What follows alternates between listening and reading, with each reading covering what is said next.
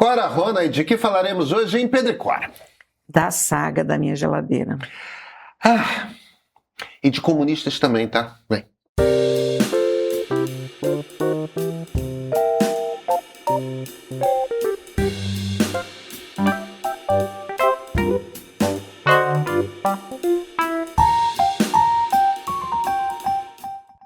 Cora, me conta das suas desventuras com sua geladeira.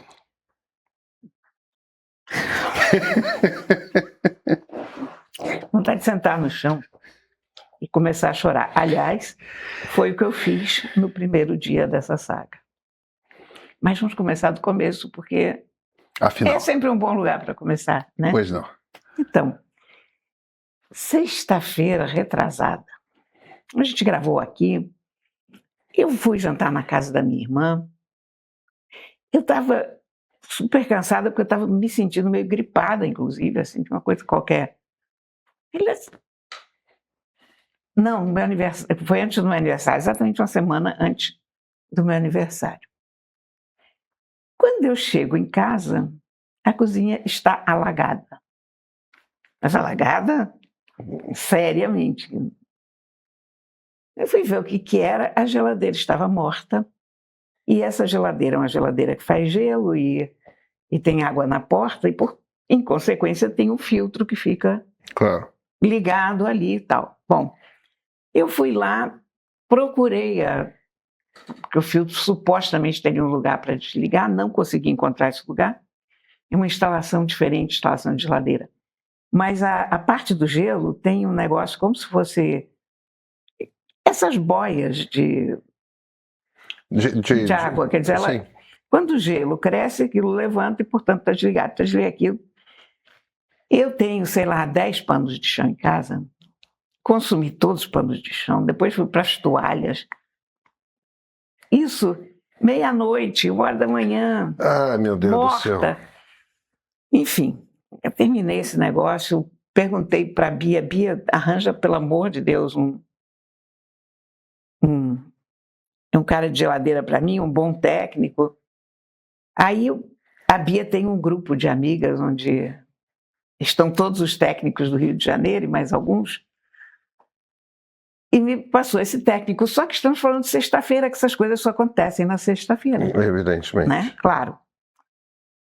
E esse técnico era péssimo de comunicação e eu não conseguia falar com ele, mas aí, de alguma maneira, combinamos que ele viria na segunda-feira consertar as coisas. Bom, isso eu perdi tudo que tinha no congelador. Uhum. Na verdade, o que era esquisito nesse momento é que a geladeira funcionava, mas o congelador estava pifado. Então, eu não perdi as coisas de dentro da geladeira, perdi todo o congelador. O técnico veio, mexeu aqui, mexeu ali. Ok, saiu, a geladeira funcionava. Fiquei toda feliz, mas não comprei nada para o congelador, porque eu ainda não estava pondo fé naquilo.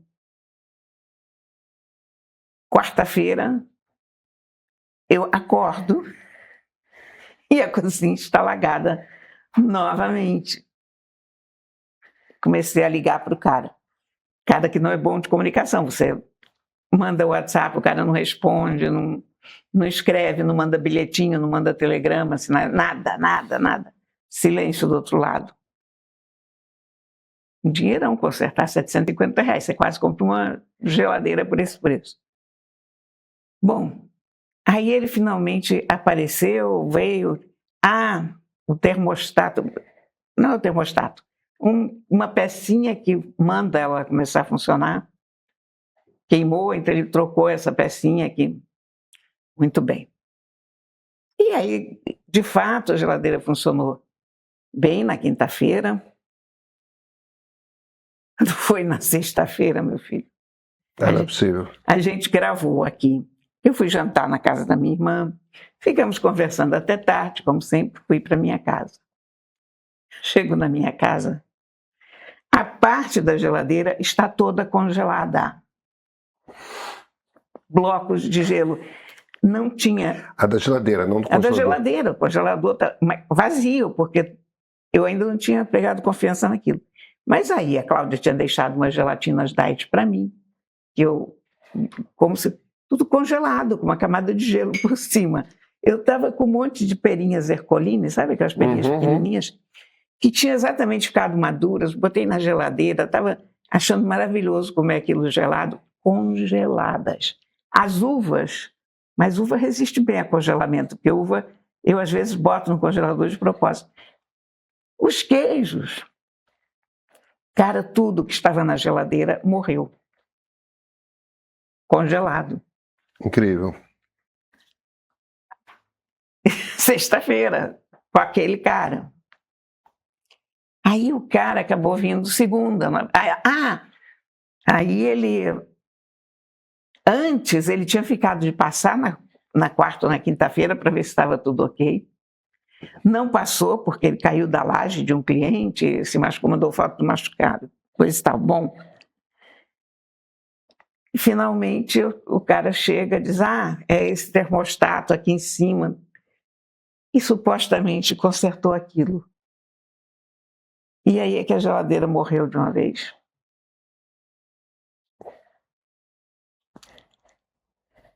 E morreu porque nesse ínterim eu, nunca mais falei com esse cara, não imagina, né? Teve todas as chances do mundo. Chamei um cara da assistência técnica autorizada, o cara me disse, morreu. Morreu? Morreu, morta. Quantos anos? 16 anos. Mas 16 anos em muito bom estado, uma máquina gigantesca. Isso me deixa tonta. Eu sei que para vocês não é um relato muito emocionante, mas é deprimente para a criatura que passa por isso. Porque eu, inclusive, tinha um apego afetivo a essa geladeira já, porque... Mas posso te falar uma coisa? Cora, eu me separei faz 11 anos e montei uma casa toda do zero, né? Comprar geladeira, fogão, sofá, tudo.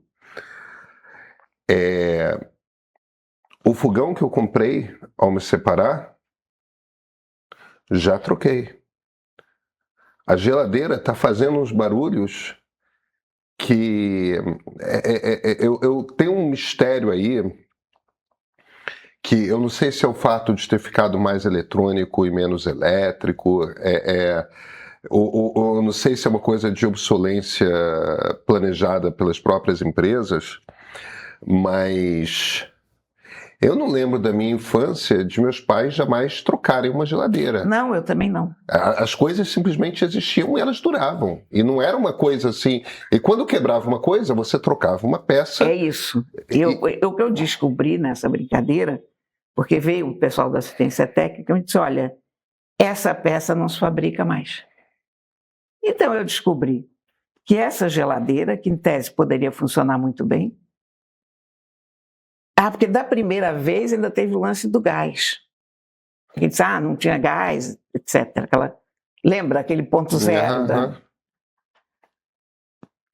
Esse sujeito da assistência técnica disse, não tem conserto, porque essa peça não é mais fabricada. Esse fio aqui está partido, não sei o que. Eu digo, mas isso aqui não dá para emendar? Não, de jeito nenhum. Pronto. Aí eu resolvi comprar uma geladeira nova. Me perguntei para o ChatGPT o que eu faço. Né? O ChatGPT me disse, não, é melhor você comprar uma geladeira nova essa altura do campeonato. Mas ele também não é um conservacionista. Eu digo, não, conselho errado do chat, né? Aí liguei para um outro, mas aí pedi para o chat me dar a melhor oficina de geladeira do Rio de Janeiro, o chat me deu, liguei para lá. O pessoal me perguntou o que aconteceu, pediu o rótulo da geladeira com as especificações, mandei, expliquei, eles disseram, morreu, essa peça não existe mais e não se deve emendar. E aí esse cara, nessa conversa, ele me disse, olha, as peças hoje duram, eles mantêm peças no mercado por cerca de 5 anos. E eu fiquei pensando que isso, no fundo, é o fim da picada, porque a gente está com o mundo explodindo de... Olha, nós estamos caindo de lixo. Nós estamos rompendo pelas costuras, porque o mundo não tem mais onde botar cacareco velho. É uma loucura, porque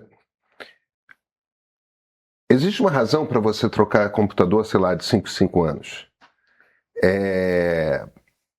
Existe um avanço tecnológico real que faz com que as máquinas fiquem muito melhores em termos de a sua capacidade de fazer a sua função. Quer saber uma coisa? Eu já nem acredito em trocar computador ano a ano. É que você... Eu acho que é um prazo maior, 2 em 2 anos. Houve um tempo... Computador não, computador eu troco de 5 em 5. Pois é, houve um tempo em que era de 6 em 6 meses, mas hoje eu já acho que é mais, eu acho que já não... Não, 5 em 5 anos. O celular, celular sim. de 2 em 2, computador de 5 em 5, e porque a gente é profissional disso, né? Não precisa realmente... Não, o computador dura 5 anos. Se você compra, e eu sempre compro um computador... Quando você compra o topo de linha. Eu sempre compro o topo de linha, ele dura 5 anos. Agora, uma geladeira, qual é exatamente o avanço tecnológico que o modelo de 10 anos atrás tem em relação ao modelo... Nenhum. Tipo, eu realmente só preciso de algo que mantenha os alimentos frios. E num frio que não congele. É isso. Mas ao mesmo tempo que preserve, né? É isso. Olha, e o que me corta o coração nessa história é que é uma geladeira que está nova, em tese. É uma peça, né? E uma peça pequena, que me pareceu de plástico, inclusive. Então, isso... Passados 5 anos, se a tua geladeira der algum problema, você não vai ter conserto. É incrível. Porque os fabricantes não... Olha, isso tem uma coisa de perverso. Uhum. Porque só eles têm a lucrar com isso. Claro. O mundo não lucra, o consumidor não lucra. Ninguém tem que trocar a geladeira a cada 5 anos. Não, você tem toda a razão. Você tem toda a razão. Sabe? Então, que você não encontra... Para essa geladeira sólida, e é muita coisa, você vê que aquilo vai ocupar um espaço inútil no mundo. É muito ferro, é muita coisa. E eu sinceramente tenho essa impressão de que tem alguma coisa que acontece que as coisas duram menos. As coisas simplesmente duram menos. E eu não sei explicar por que isso. Porque não fazem peças de reposição, porque antigamente a geladeira dos nossos pais, quando queimava, e queimava até com mais frequência do que as nossas, porque volta e meia tinha alguém mexendo com o motor da geladeira lá em casa, que eu me lembre, mas consertava. Então aquela geladeira durava décadas. Não era um eletrodoméstico. A geladeira é um aparelho para durar 20 anos. Exatamente. Não tem por que não durar 20 anos. Né? Não, e essa geladeira, como meu computador, era topo de linha, então o melhor material que havia à época, e não sei mais o que. Você ainda pode alegar que as geladeiras antigamente consumiam mais energia. Mas eu não sei se é pior para o planeta uma geladeira que consome mais energia ou uma geladeira que vai para o lixo por falta de uma peça. Claro. Enfim, aí eu voltei para o ChatGPT. Digo, você tinha razão, a geladeira morreu. O que eu faço? Qual que eu compro? O espaço é esse. Dei altura, largura, profundidade. Aí ele me diz, você tem que comprar LG não sei das quantas, porque é que cabe no espaço que você tem e é que está funcionando melhor. Ele disse, tem queixas contra a descendente da tua Brastemp, porque não está gelando a água na porta, tem queixas na internet. A outra que eu recomendaria não cabe, porque você precisa ter um espaço para respirar dentro do vão, ela não pode ficar totalmente... Enfim, me deu uma preleção sobre geladeiras elétricas. Eu fui confirmar em 2 ou 3 links, de fato ele tinha toda a razão. Eu só compro essas coisas agora consultando o ChatGPT ou o Claude. E ele tinha toda a razão. E eu aí entrei no site da LG, vi o modelo, depois passei lá na Fast Shop para ver a cara do modelo. E a nova geladeira tem Wi-Fi. Ah, claro, porque você precisa de Wi-Fi na geladeira, né?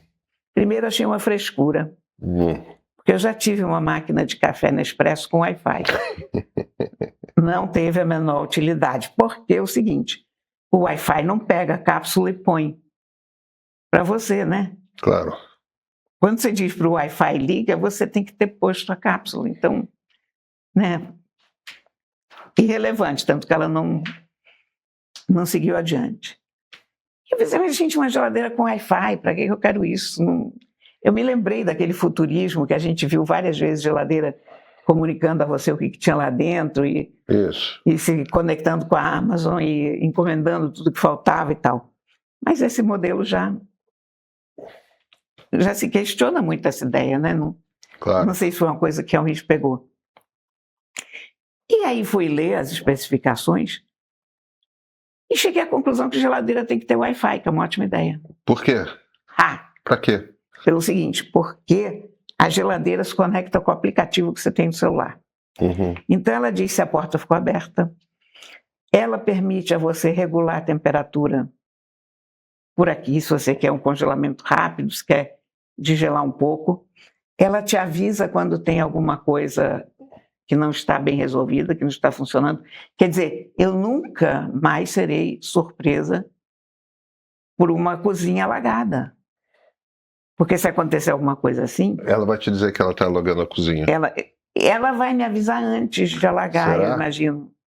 Quer dizer, daqui a 15 anos a gente conversa, mas eu estou pondo fé. Clara, temos livro? Essa pergunta hoje sou eu que faço. Pedro, temos livro? Temos livro. A gente vai fazer uma coisa diferente, excepcional. Que dessa vez o livro quem trouxe sou eu. É esse livro aqui, Sala 4, da Maria Werneck. Editado, Cora, pela Matinas. Do nosso amigo Matinas Suzuki. Do nosso queridíssimo amigo Matinas Suzuki. O Matinas fez uma editora. Ele tem uma sacada que eu acho fenomenal, que é o seguinte. Existem livros que precisam existir, mas não é tanta gente assim que os quer. Mas eles precisam existir, eles não podem morrer. E então a impressão é sob demanda. Você compra e aí o livro é impresso e entregue para você. Ele não precisa ficar com o estoque do livro. Print on demand. Print on demand. Mas extremamente bem editado, muito cuidadoso, muito bonito. E eu fiquei muito emocionado.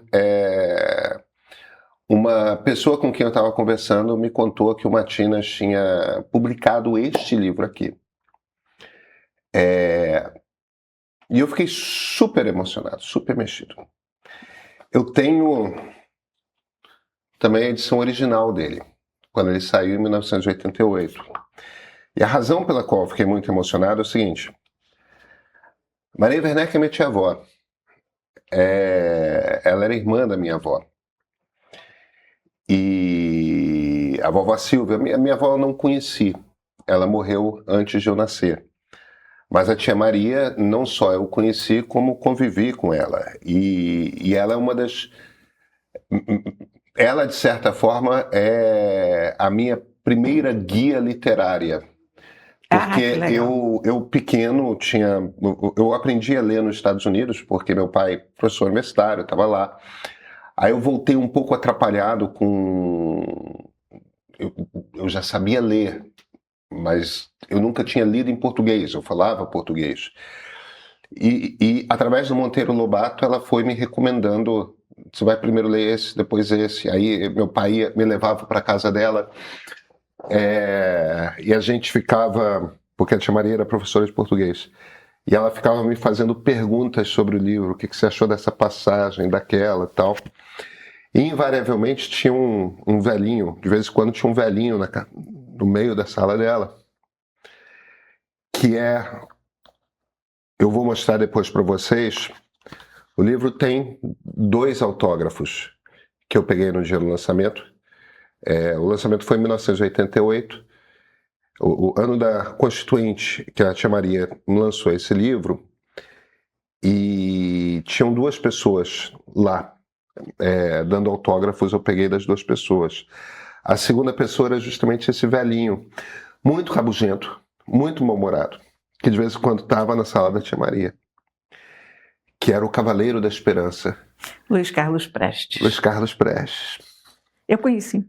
Você o conheceu? Eu conheci razoavelmente bem. Não, eu conheci. Como criança, né? Não, eu conheci naquela coisa política, evidentemente, de ser jornalista e tal.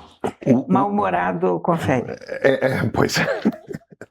E com nenhuma paciência, isso eu posso te falar, talvez você não tenha o percebido, não muito interessado em crianças. Ah, não, isso não notei, porque eu já tinha passado desse estágio e não era nem há pouco tempo, era bastante. Esse livro ele tem uma história que é a seguinte: o Fernando Moraes tinha lançado um livro chamado Olga, que é uma biografia da Olga Benário, tipo no ano anterior. A Olga Benário, evidentemente mulher do Prestes, que estava grávida, quando foi extraditada pelo governo Getúlio Vargas para a Alemanha nazista. A Olga era cidadã alemã e era judia. Ela e a Elsa, a Elisa, que era uma outra companheira delas, ambas judias e alemãs, foram extraditadas e morreram. A Olga, se não me engano, morreu em Auschwitz. E eu lembro que foi esse livro do Fernando Moraes, essa biografia da Olga, foi um certo pandemônio dentro daquele mundo com o qual eu tive algum convívio, que era dos velhinhos que tinham sido do Comitê Central do Partidão, porque ninguém gostou do livro. E aí a Tia Maria decidiu contar, de certa forma, a versão dela.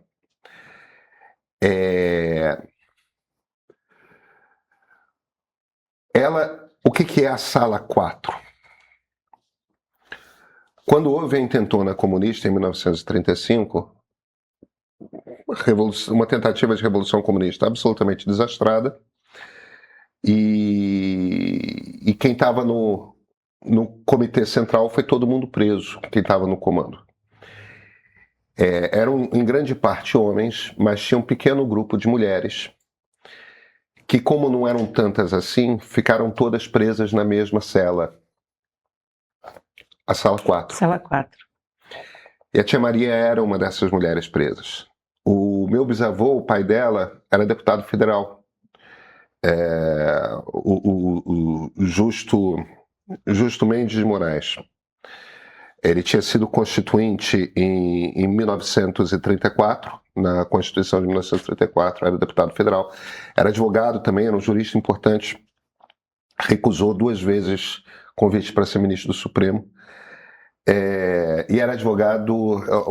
Essas coisas de Brasil são loucas, que o velho Justo, meu bisavô, pai da Tia Maria, pai da minha avó, era o advogado do Getúlio. Então, são essas coisas malucas. E ele era um liberal. Isso é tipo o suco de Brasil, não, né? Completamente. O velho Justo era um liberal, minha avó era liberal, Tia Maria era comunista. E elas tinham o tio Luiz, que era outro irmão, outro dos meus tios avós, que era integralista. Imaginei.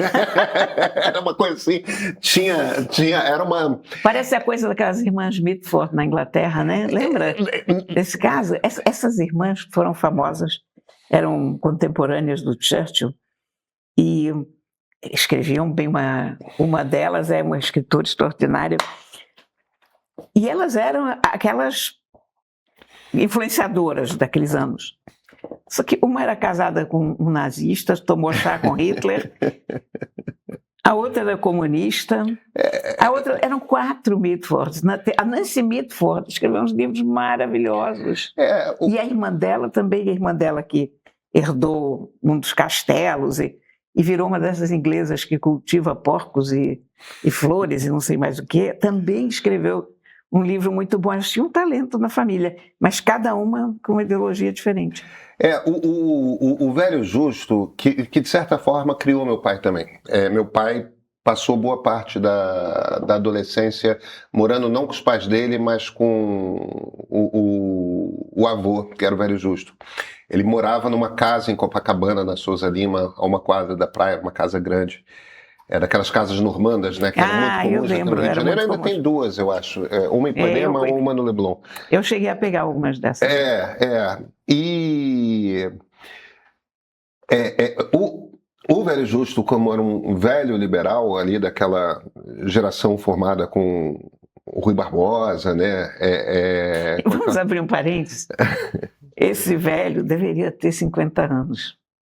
Quando começou a ser chamado de velho. Nessa é possível, Cora. Que é a minha idade, né? Eu tenho 51. Mas hoje nós não somos mais. Nós não consumimos a velhice da mesma forma. Né? É verdade. Naquela época a pessoa chegava à cidade, ela se apresentava como um animal severo, isso, de pancenê, cessate, não sei mais o quê. Coisa da qual, felizmente, nós estamos livres, mas enfim. Mas como ele era um liberal, essa coisa de que os filhos fossem desde cedo criados para pensar cada um com a sua própria cabeça, deu nessa bagunça ideológica da família, que tinha de tudo. Acontece, E era uma coisa muito... E eu fui criado assim, tá? Por causa disso. Era uma coisa, essa importância da independência intelectual, de que cada um tem que... Você não herda dos seus pais a sua ideologia, você é apresentado desde cedo a uma vastidão de leituras... Me aconteceu isso também. Para você fazer a sua cabeça, para você chegar aos seus valores. Eu fui criado dessa forma e isso é uma coisa que eu devo a esse meu bisavô que eu não conheci.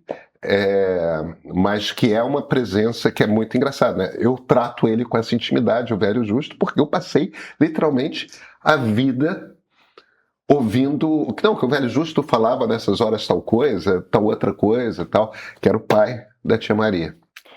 Olha aqui, eu quero saber onde a gente consegue esse livro. Você consegue pela Matinas. E é só entrar no site da Matinas. É bom a gente deixar um... Isso. Vai estar a gente bota. E isso aqui é a história de o que foi ser preso como comunista no Estado Novo.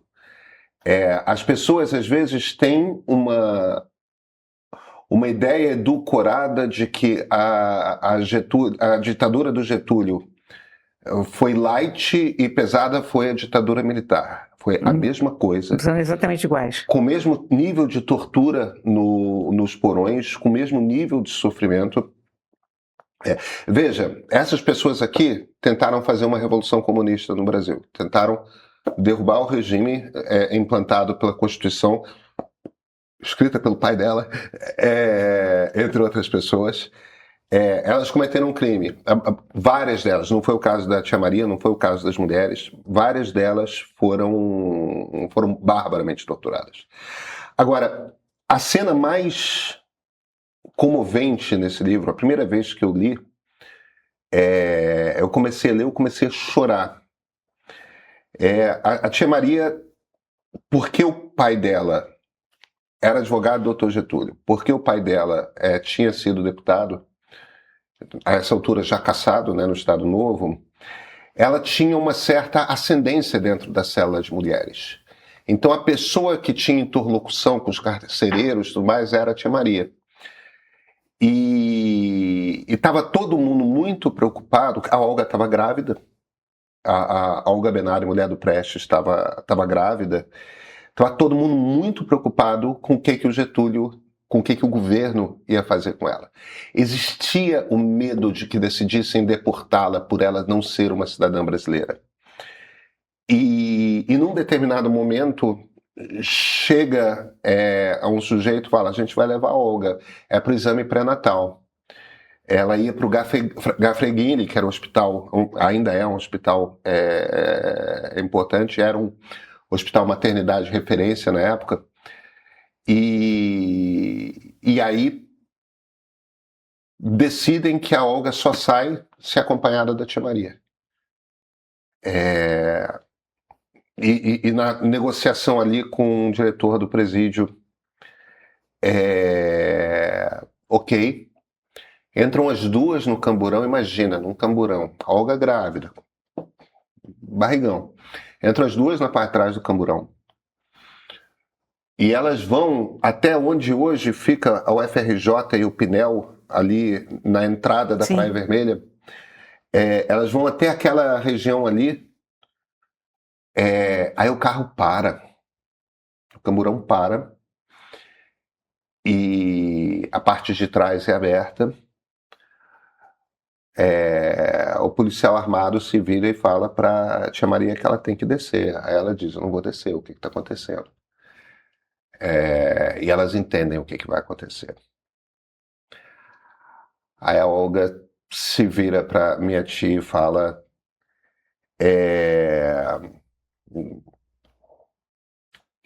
não adianta resistir. Vou fazer o quê? Não adianta resistir. Coitadas. As duas se abraçam, apertadas. A tia Maria salta do camburão e o camburão vai direto para o porto, onde a Olga é embarcada num navio e despachada para a Alemanha, onde Adolf Hitler onde as leis de Nuremberg já existiam. Adolf Hitler já governava e ela morre.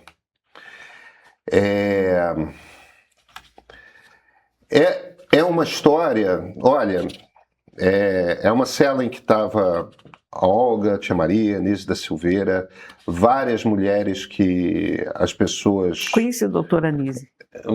Meus pais se conheceram na casa da doutora Anísia, num grupo de estudo da doutora Anísia. O que eles achavam dos gatos e, sobretudo, o que os gatos achavam deles? Eles, quando a doutora Anísia não estava vendo, às vezes tiravam os gatos da cadeira. O que era uma ofensa mortal naquela casa, né? Fui conversar com ela uma vez e ela estava de poucas palavras, sabe? Eu não queria falar. E eu tô lá e aí vem um gato, vem outro e... eu com gato, pronto. Quando ela viu isso, ela começou a falar. Eu disse, você estava querendo ver como é que eu me entendia com os gatos. Ela disse, não, eu estava querendo ver o que eles achavam de você. O fato de eu me entender com os gatos era irrelevante. O que contava era a opinião dos gatos, e eu só tinha a concordar. O Mário era igualzinho o marido dela, né? Mário Magalhães. A mesma coisa com gatos. Mas, enfim... só mais um... Ela tem um livro, já que a gente está falando de livros, ela tem um lindo livro, da doutora Anísia da Silveira, chamado Gatos, a Emoção de Lidar. É um belo livro sobre gatos. Eu tenho um parte-primas, enfim. Tem edição dele, inclusive. Ele não é um livro que está fora de mercado, está em mercado. Assim como Bárbara Deodora era Lady Shakespeare no Brasil, doutora Anísia era Lady Jung no Brasil, né? É a fundadora da escola junguiana brasileira. Olha, não tem uma mulher que não estava naquela cela que não era uma mulher brilhante. Era um time formidavelmente sofisticado. Eu vou te dizer o seguinte, eu acho que isso se explica, inclusive, porque naquela época o papel da mulher não era se meter em política. Naquela época o papel da mulher ainda era ser dona de casa. Ou, no máximo, ter essas profissões que eram aceitas para as mulheres, enfermeira, professora, secretária, telefonista. É que na... Eu acho que para a mulher embarcar numa trajetória dessas de... Eu acho que não foi isso. Eu acho que é um sentimento diferente. Eu acho que eram mulheres diferentes nesse sentido. Mas eu acho, na minha família, na família do meu pai, na minha família paterna, esse meu bisavô não tinha isso. Minha avó era advogada. Tia Maria era advogada de formação. Mas havia muitas... Doutora Anísia era psiquiatra, não, né? Mas havia muitas advogadas formadas, mas não era usual a mulher agir politicamente. Pois é, mas é isso que eu estou falando. Na família do meu pai, isso não existia.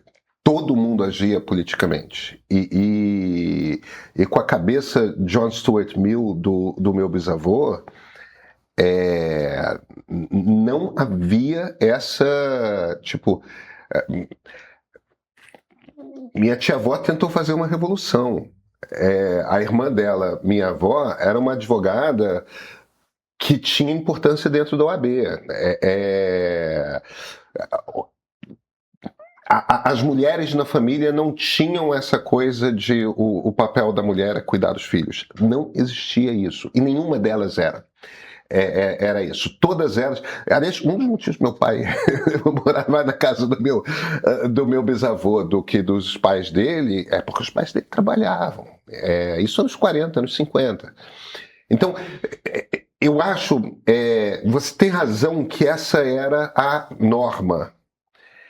É que essas mulheres comunistas, elas todas cumpriam a norma. Eram todas de outro mundo. Mas é por isso que eu quero dizer que é explicável que elas estivessem juntas ali, porque elas eram mulheres que sentiam uma necessidade de ir além.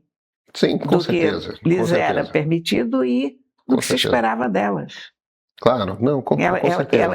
Elas tiveram coragem de sair da zona de conforto, da zona de desconforto, se você quiser, porque não era nada confortável esse papel, mas elas foram mulheres que sentiram a necessidade de agir integralmente como cidadãs. É isso. Não, você tem toda a razão, mas é uma geração admirável de mulheres, todas com ensino superior, todas agindo com a própria cabeça, e naquela maluquice que foram os anos 30, né?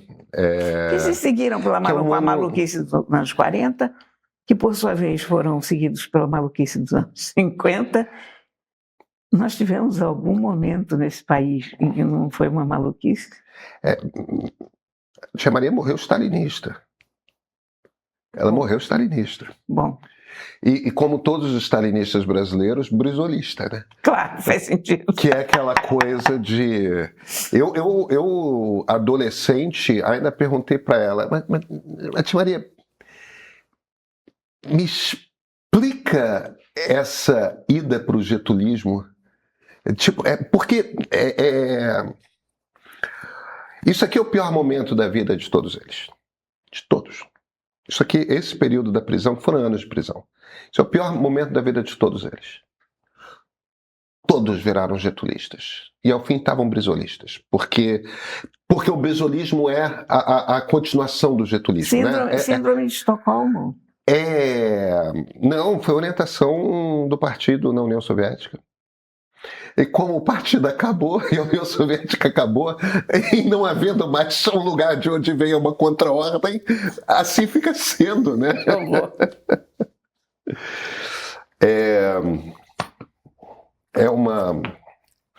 Eu super recomendo. É um livro pequeno. Vamos atrás. Até quinta-feira? Até quinta. Até quinta-feira.